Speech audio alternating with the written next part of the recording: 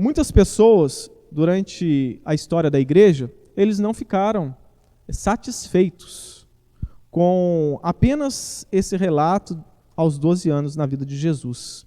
Não ficaram satisfeitos com o relato de Mateus, Marcos, João, mas eles quiseram preencher essa lacuna. E aí começaram a escrever livros, que nós conhecemos como livros apócrifos. Começaram a inventar um monte de histórias sobre Jesus, né? E isso se divulgou entre a sociedade. Alguns escritos se tornaram lendas, e foram escritas várias coisas e coisas absurdas a respeito da infância de Jesus Cristo. Então esses livros são conhecidos como livros apócrifos, ao qual a igreja, durante ao longo da história, rejeitou esses escritos.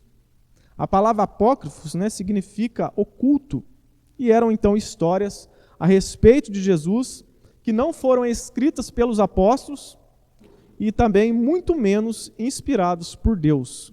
E eles tinham por objetivo complementar essa lacuna que ficou sobre a vida de Jesus até os seus 30 anos.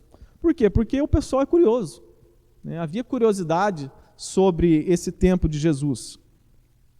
E diante disso, né, surgiu então vários escritos, e muitos aproveitaram, principalmente os hereges.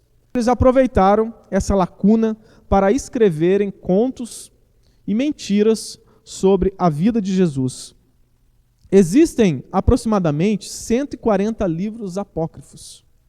E entre esses 140, oito escritos, né, são referentes à infância de Jesus Cristo. Os mais conhecidos entre esses 8 são o Evangelho de Tiago, que dizem ser o irmão de Jesus, um pseudo, né, irmão. Também um outro pseudo Mateus. E também existe também o livro de José o Carpinteiro. E também existe um outro conhecido que é chamado o Evangelho Árabe da Infância de Jesus. Todos esses livros foram escritos no 2º século. E nesses escritos, Jesus é visto de que maneira? De que forma? Ele é visto como um menino bonito, muito travesso, e que ficava com raiva de outros meninos. Mas era um exemplo de filho em casa. Ele ajudava os pais nas tarefas diárias, domésticas, ele era obediente aos seus pais, mas ele era um menino diferente e especial. Nesses livros, né, que nós entendemos que não são verdadeiros, são contos e mentiras, não são inspirados por Deus, lá eles dizem, né, que Jesus era ele que liderava as orações em casa. E ninguém comia até que Jesus chegasse. E era ele que liderava, não era o pai José. E quando Jesus resolvia fazer jejum, todo mundo da casa tinha que fazer jejum. Nesses livros também conta que Jesus, quando dormia, o seu corpo brilhava. E ele também possuía poderes miraculosos. Há relatos em que ele transformou os amigos em ovelhas. Fez animais de barro, né, e deu vidas a eles. Né, fez ali um bonequinho de barro, um animalzinho de barro, e deu vida aos bonecos. E depois fez retornar a ser barro novamente. Nesses contos também, né, nesses livros, diz que Jesus ele ressuscitou um passarinho que estava morto e saiu voando. Também mostra que ele fez grãos de trigo germinar e flores desabrochar. Esses contos também, esses livros, dizem que as fraldas de Jesus eram usadas para expulsar os demônios. E a água do seu banho, Maria usava para curar doentes e enfermos. Além disso, ele ressuscitou mortos. Nesses livros também conta que uma vez ele matou o professor. Olha o absurdo. Ele matou o professor e depois ressuscitou o professor só para mostrar quem manda na sala. Só para mostrar a sua autoridade.